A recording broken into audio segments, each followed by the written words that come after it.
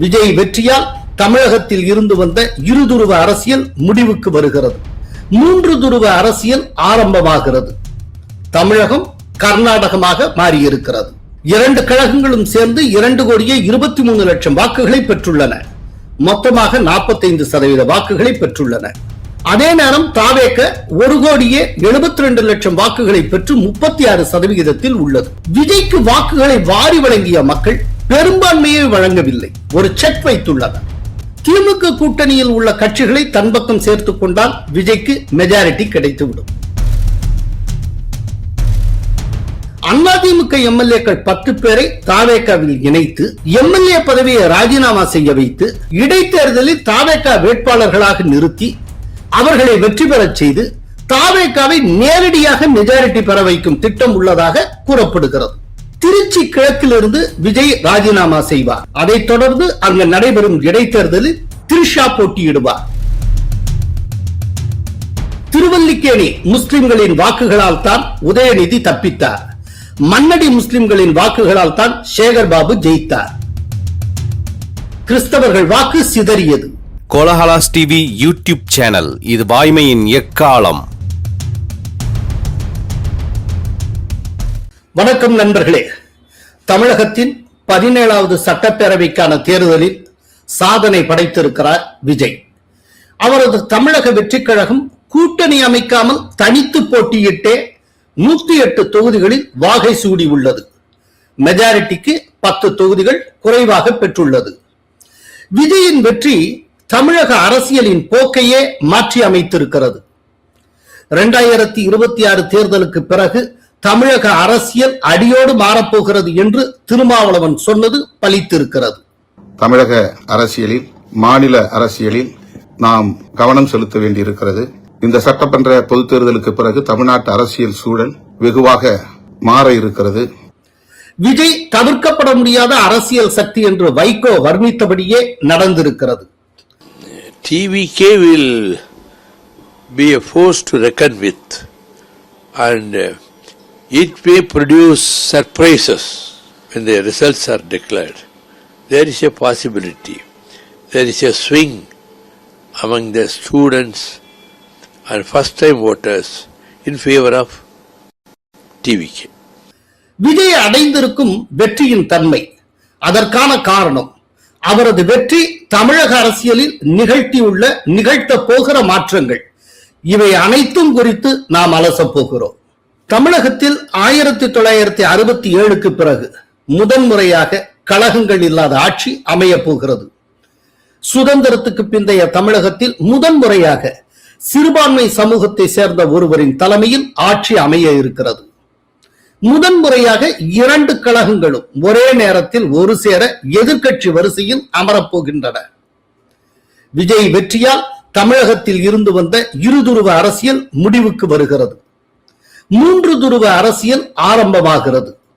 தமிழகம் கர்நாடகமாக மாறியிருக்கிறது. 2006 முக்கிய 3வது சக்தியாக விஜயகாந்த் களமிறங்கிய போது கழகங்களுள் ஒன்று பெரும்பான்மைக்கு அருகில் வந்தது. இப்போது விஜயகாந்தை காட்டிலும் மிகப்பெரிய 3வது சக்தியாக விஜய் உருவெடுத்துள்ள போது 2 கழகங்களும் பெரும்பான்மைக்கு பக்கம் கூட வரவில்லை. மாறாக அந்த 3வது சக்தியே பெரும்பான்மைக்கு அருகே வந்திருக்கிறது. 2 கழகங்களுக்கு மாற்றாக அமையும் ஒரு மாபெரும் 3வது சக்திக்காக மக்கள் காத்திருந்தனர்.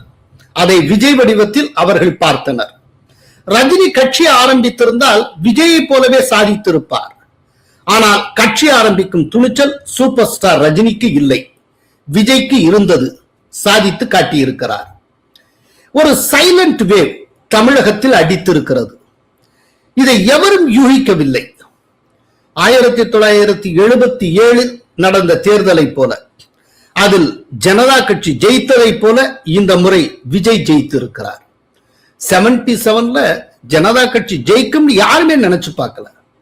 ரிசல்ட் வந்ததற்கு பிறகுதான் எல்லோருமே ஆச்சரியப்பட்டார்கள்.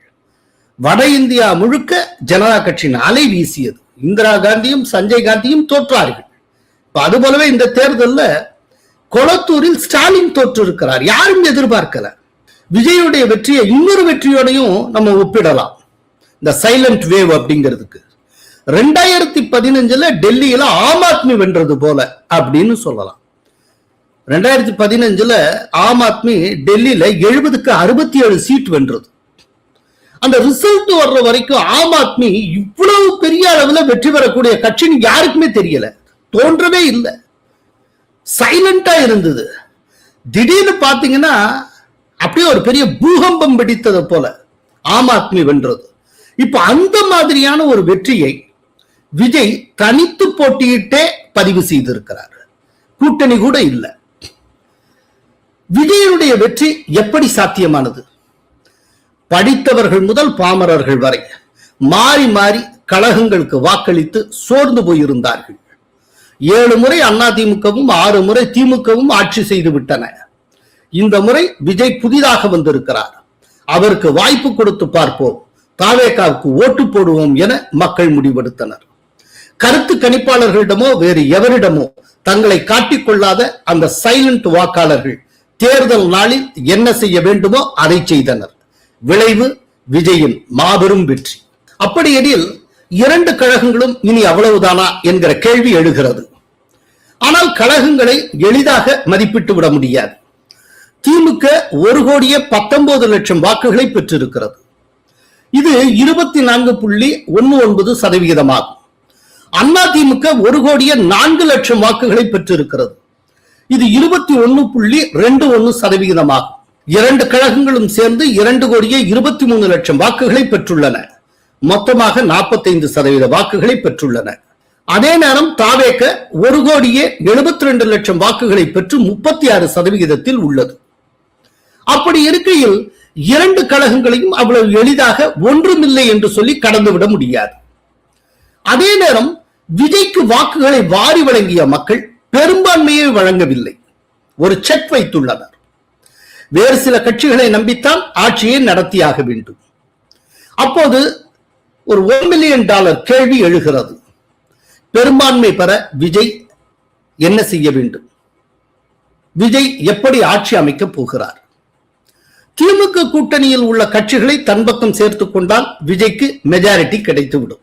காங்கிரஸ் 5, விடுதலை சிறுத்தைகள் 2, சிபிஐ 2, சிபிஐஎம் 2, ஐயுஎம்எல் 2, தேமுதிக ஒரு தொகுதியில் வெற்றி பெற்றுள்ளன. இந்த கட்சிகளின் மொத்த எண்ணிக்கை 14. இவர்கள் விஜயை ஆதரித்தால் தாவேகாவுக்கு 122 சீட்டுகள் கிடைத்துவிடும். மெஜாரிட்டிக்கும் கூடுதலாக 3 சீட்டுகள் கிடைக்கும். இப்போதே காங்கிரசுக்கும் விஜய்க்கும் இடையே பேச்சுவார்த்தை தொடங்கிவிட்டது. அதிகாரத்தில் பங்கு கேட்கும் காங்கிரஸ் இந்த வாய்ப்பை நழுவ விடாது. எனவே 1967க்கு பிறகு தமிழக ஆட்சி அதிகாரத்தில் காங்கிரஸ் நுழைய இருக்கிறது, இணைய இருக்கிறது. ஆனா இல்ல, உண்மையிலேயே ஒரு விதத்துல காங்கிரஸ் பரிதாபத்துக்குரியது. அதாவது ராகுல் காந்தி அவர் வாழ்க்கையிலே முதன்முறையா ஒரு சரியான பொலிட்டிக்கல் டெசிஷன் எடுத்தார். அது என்ன அப்படின்னா தாவேகாவுடன் கூட்டணி வைப்பது. ஆனா அதை சோனியா காந்தியும் மல்லிகார்ஜுன கார்கேயும் கெடுத்தார்கள். இப்ப எலெக்ஷன் முடிஞ்சதுக்கு அப்புறம் இந்த 5 தொகுதியோட அவங்க கூட்டணி வைக்க போறாங்க. கொஞ்சம் யோசிச்சு பாருங்க. அப்படியெல்லாம் இல்லாமல் அவங்க ஏற்கனவே தாவேகாவோட கூட்டணி வைத்திருந்தால் எப்படி இருந்திருக்கும்? ஏன்னா காங்கிரசுக்கு 75 தொகுதிகள் வரை தருவதற்கு விஜய் தயாராக இருந்தார். இப்ப அந்த சீனரியோவை கற்பனை பண்ணி பாருங்க. இப்ப காங்கிரசுக்கு 75 சீட்டு கிடைச்சிருந்தால் இந்த எலெக்ஷன்ல அடிச்ச சுனாமில 75ல 65 காங்கிரஸ் ஜெயிச்சிருக்கும். காங்கிரஸ் எங்கேயோ போயிருக்கும். கடைசியில் இன்னைக்கு வெறும் 5 தொகுதிக்கு வந்து இந்த 5 தொகுதியோட தேர்தலுக்கு பிறகு தாவேகாவுடன் பேச்சுவார்த்தை நடத்தி கொண்டிருக்கிறார்கள், விஜயோட பேசிக் கொண்டிருக்கிறார்கள். இது காங்கிரஸ் தலையெழுத்து. என்றாலும் காங்கிரஸ் கட்சி 67க்கு பிறகு தமிழகத்தின் ஆட்சி அதிகாரத்தில் நுழைகிறது. அதுதான் ரொம்ப முக்கியமான விஷயம். கேரளத்தில் ஆட்சியை கைப்பற்றி இருக்கக்கூடிய காங்கிரஸ் தமிழகத்திலும் ஆட்சியில் பங்கேற்கும் நிலை ஏற்பட்டுள்ளது. ஆனா இதுல ஒரு ரொம்ப நுட்பமா பார்க்க வேண்டிய ஒண்ணு இருக்கு. இந்த விதமா தமிழகத்துல ஆட்சி அதிகாரத்துக்குள் நுழைவதை அமித்ஷா அனுமதிப்பாரா, சகித்துக் கொள்வாரா? இதை நம்ம யோசிக்கணும். ஏன்னா அமித்ஷா கையில விஜயனுடைய குடுமி சிக்கி இருக்கிறது. கரூர் உயிரிழப்பு தொடர்பாக உச்ச நீதிமன்ற ஓய்வு பெற்ற நீதிபதி மேற்பார்வையில் சிபிஐ வழக்கு நடந்து வருகிறது. அந்த உயிரிழப்புகளுக்கு விஜயும் காரணம் என்று குற்றம் சாட்டப்பட்டுள்ளது. குறிப்பாக கூட்டத்துக்கு தாமதமாக விஜய் வந்தது ஒரு காரணமாக சுட்டிக்காட்டப்படுகிறது. சிபிஐ என்பது அமித்ஷாவின் கீழ் வருகிற ஒரு துறை என்பதை மறந்துவிடக் கூடாது. தமிழக அரசியலில் தவேக விஸ்வரூபம் எடுத்திருப்பது பற்றி அமித்ஷா கவலைப்பட போவதில்லை. ஆனால் தமிழகத்தின் ஆளும் வர்க்கமாக காங்கிரஸ் தலை தூக்குவதை அமித்ஷா சகித்துக் கொள்ள மாட்டார். அதற்கு அவர் வேறு வழிகளை கையாளலாம். ஒருவேளை தவேகாவை வெளியிலிருந்து ஆதரிக்கும் முடிவை அதிமுக எடுக்கலாம். அதற்கு அமித்ஷாவே கூட உதவலாம். இதன் மூலம் திமுக கூட்டணி கட்சிகள் விஜயிடம் நெருங்குவதை தடுக்க முடியும். அதே நேரம் இன்னொரு வதந்தி காட்டுத்தீ போல பரவிக்கொண்டிருக்கிறது. அதிமுக எம்எல்ஏக்கள் 10 பேரை தவேகாவில் இணைத்து எம்எல்ஏ பதவியை ராஜினாமா செய்ய வைத்து இடைத்தேர்தலில் தவேகா வேட்பாளர்களாக நிறுத்தி அவர்களை வெற்றி பெறச் செய்து தவேகாவை நேரடியாக மெஜாரிட்டி பெற வைக்கும் திட்டம் உள்ளதாக கூறப்படுகிறது. இந்த அசைன்மெண்ட் செங்கோட்டையனிடம் ஒப்படைக்கப்பட்டிருப்பதாக தெரிகிறது. அதாவது மத்திய பிரதேசத்தில் ஜோதிராதித்ய சிந்தியா மூலம் பிஜேபி என்ன செய்ததோ அதை செங்கோட்டையன் மூலம் செய்ய நினைக்கிறார் விஜய். இது வேலைக்காகுமா இல்லையா என்பதை பொறுத்திருந்து பார்க்க வேண்டும். இன்னொரு கேள்வி எழுகிறது. விஜய் 2 தொகுதிகளிலும் வெற்றி பெற்றிருக்கிறார். எந்த தொகுதியிலிருந்து ராஜினாமா செய்வார்? அநேகமாக திருச்சி கிழக்கிலிருந்து விஜய் ராஜினாமா செய்வார். அதைத் தொடர்ந்து அங்கு நடைபெறும் இடைத்தேர்தலில் திரிஷா போட்டியிடுவார். உறுதிப்படுத்தப்படாத இந்த தகவல் தவேகா உயர்நிலை வட்டாரங்களில் பேசப்படுகின்றன. இந்த தேர்தல் முடிவுகளில் முக்கியமான டேக்அவே பணத்தால் மட்டுமே வென்றுவிட முடியாது என்பதை இந்த தேர்தல் நிரூபித்துள்ளதுதான். 2 கழகங்களும் வாரி வழங்கின. பெற்றுக்கொண்ட மக்கள் பணம் கொடுக்காத கட்சிக்கு வாக்களித்திருக்கின்றனர். சில தொகுதிகளில் தவேகா வேட்பாளர்களும் பணத்தை இறைத்தனர். ஆனால் பல தொகுதிகளில் பணமே கொடுக்காமல் வெற்றியை பெற்றுள்ளனர். பல தொகுதிகளில் வாக்களித்த பொதுமக்களுக்கு தவேகா வேட்பாளர் யார் என்றே தெரியாது. அவர்களுக்கு தெரிந்ததெல்லாம் விஜய், விசில் இந்த 2 மட்டுமே. இன்னொரு முக்கியமான டேக்அவே முஸ்லிம்கள் இந்த முறை வாக்களித்திருக்கும் முறை. தமிழ்நாடு முழுவதும் திமுகவுக்கு ஆதரவாக ஒருங்கிணைந்த முறையில் முஸ்லிம்கள் வாக்களித்துள்ளனர். திருவல்லிக்கேணி முஸ்லிம்களின் வாக்குகளால் தான் உதயநிதி தப்பித்தார். மன்னடி முஸ்லிம்களின் வாக்குகளால் தான் சேகர் பாபு ஜெயித்தார். காவிரி டெல்டா பகுதியிலும் அரபக்குறிச்சியிலும் திமுக வென்றதற்கு பின்னால் முஸ்லிம்கள் இருந்தனர். ஆனால் கிறிஸ்தவர்கள் இந்த அளவுக்கு கட்டுக்கோப்பாக திமுகவுக்கு வாக்களிக்கவில்லை. கிறிஸ்தவர்கள் வாக்கு சிதறியது. பெருவாரியாக விஜய்க்கு போய்விட்டது. இந்த தேர்தலில் ஒரு சுவாரஸ்யமான விஷயம் நடந்திருக்கிறது. சிவகங்கை மாவட்டம் திருப்பத்தூரில் போட்டியிட்ட முன்னாள் அமைச்சர் பெரிய கருப்பன் 1 வாக்கு வித்தியாசத்தில் தவேகா வேட்பாளரிடம் தோற்று போயிருக்கிறார். பெரிய கருப்பன் பெற்றது 83,374 வாக்குகள். தவேகா வேட்பாளரான சீனிவாச சேதுபதி பெற்றது 83,375. இந்தியாவில் இதுவரை 1 வாக்கு வித்தியாசத்தில் 2 பேர் தான் தோற்றிருந்தனர்.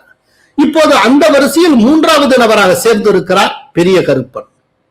மொத்தத்தில் நிறைய திருப்பங்கள் கொண்ட எதிர்காலத்தில் மிகப்பெரிய அரசியல் விளைவுகளையும் அரசியல் போக்கையுமே மாற்றவல்ல தேர்தலாக 2026 தமிழக சட்டப்பேரவை தேர்தல் அமைந்திருக்கிறது.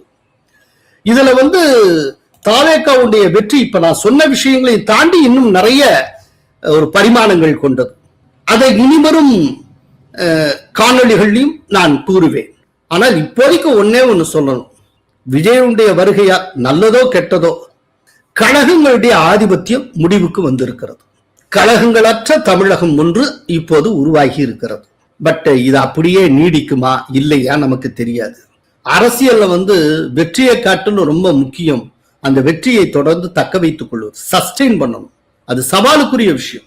விஜய் எப்படி ஒரு சூறைக்காற்று போல வந்தாரோ அதே போலத்தான் 1977 ஜனதா கட்சி வந்தது. அதற்கு பிறகு ஜனதா கட்சிக்கு என்ன ஆனது அப்படிங்கறத நீங்கள் பார்க்க வேண்டும். அதனால விஜய் எப்படி தாக்கு பிடிக்க போகிறார், சஸ்டெயின் ஆக போகிறார் என்பதை நாம் பொறுத்திருந்து பார்க்க வேண்டும். நன்றி, வணக்கம். கோலஹலாஸ் டிவி யூடியூப் சேனல், இது வாய்மையின் எக்காலம்.